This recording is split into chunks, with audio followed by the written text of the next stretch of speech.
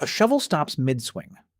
Underneath it, bone curled the wrong way, not facing east, west, not gripping a weapon, cradling a clay pot.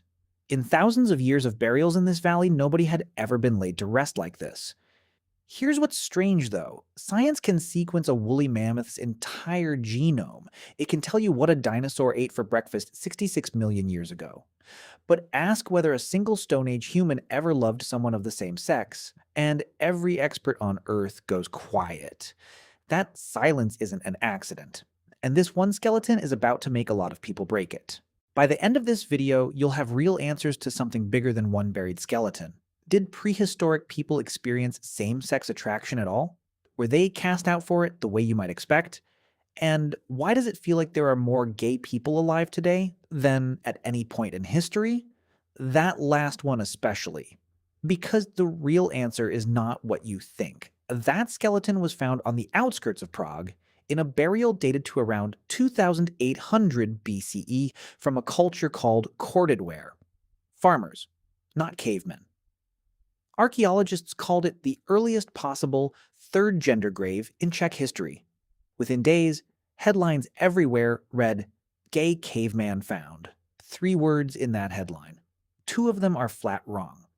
Caveman is off by 20,000 years. This man was a farmer, not a cave dweller.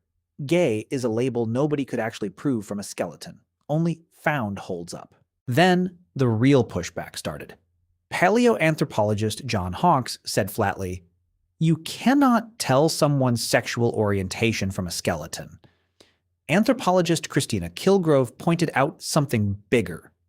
Even if this man didn't fit his culture's gender norms, that tells you nothing about who he actually desired. Gender and sexual orientation are different questions.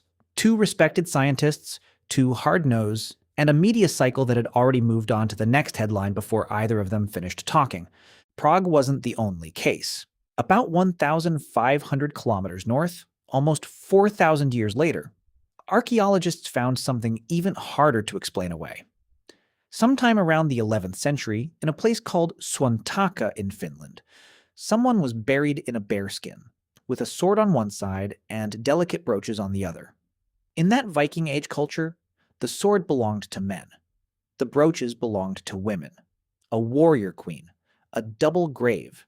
A person who didn't fit the boxes their culture had built. Archaeologists have argued about this for decades, which, to be fair, is basically what archaeologists do instead of going to therapy. Recent analysis raised another possibility. Someone whose chromosomes may not have matched the strict categories their culture used at all.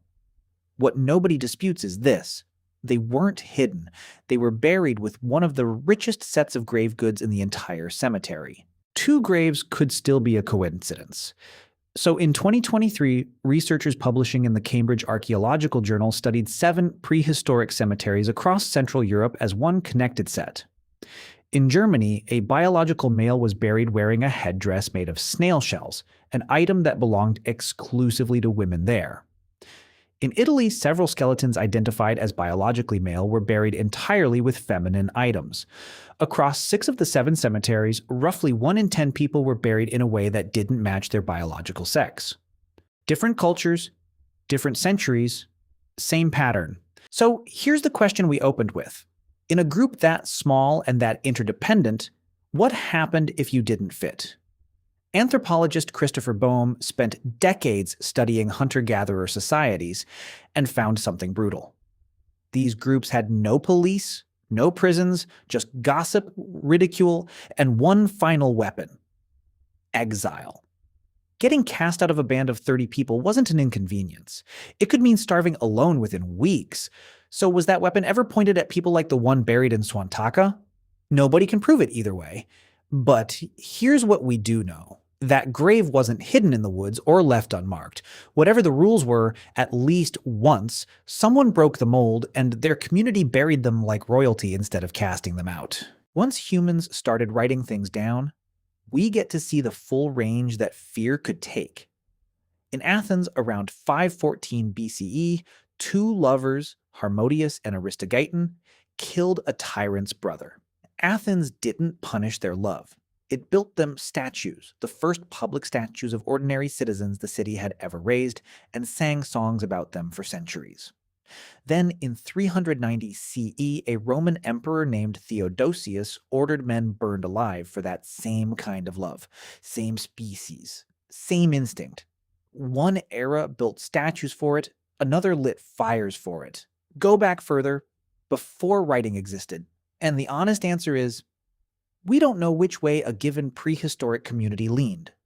Maybe that's exactly why a grave like Suontaka matters so much. It's one of the only votes deep prehistory ever got to cast. Here's where we need to be careful, because this is exactly where the Prague story went wrong. A person buried outside their culture's gender norms tells you about gender, not necessarily about who they loved. Those are different questions, and prehistoric bones can only answer one of them clearly. So if graves can't fully answer whether ancient people experienced same-sex attraction, what can? In 2019, geneticist Andrea Ganna and his team at the Broad Institute of MIT and Harvard studied the genomes of nearly 500,000 people, published in Science. They found multiple locations in human DNA linked to same-sex sexual behavior. Not a single gay gene you can point at, like some bad haircut everyone regrets, but something shaped by many genes working together, the same way height or intelligence is. The biological signal is real, written into the same genome every human on Earth carries, including the people whose bones we just walked through. And it goes back much further than our species. In 2009, biologists Nathan Bailey and Marlene Zook at UC Riverside reviewed decades of research and documented same-sex sexual behavior in over 1,500 animal species. Bonobos use it to diffuse arguments, instead of throwing hands.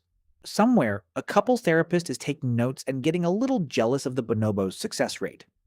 Nearly a third of Laysan albatross pairs are female-female.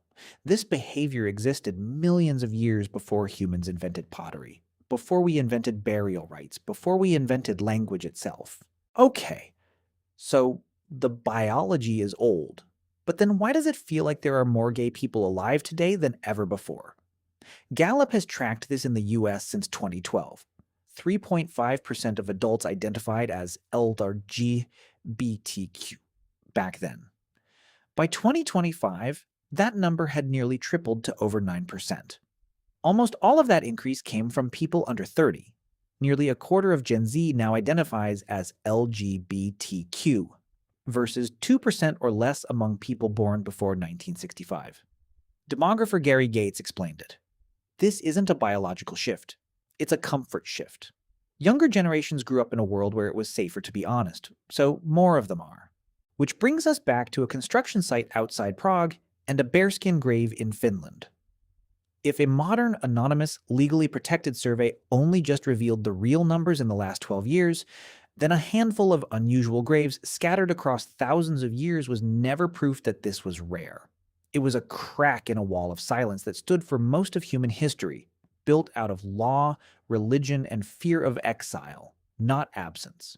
The biology was always there, hiding in plain sight in over 1,000 species and in every strand of human DNA. What changed wasn't nature, it was permission. So the next time archaeologists announce another unusual grave, don't ask whether they found proof. Ask what else might still be buried, waiting for us to finally be ready to see it. If this kind of mystery pulls you in, you're going to want to stick around for what we dig up next.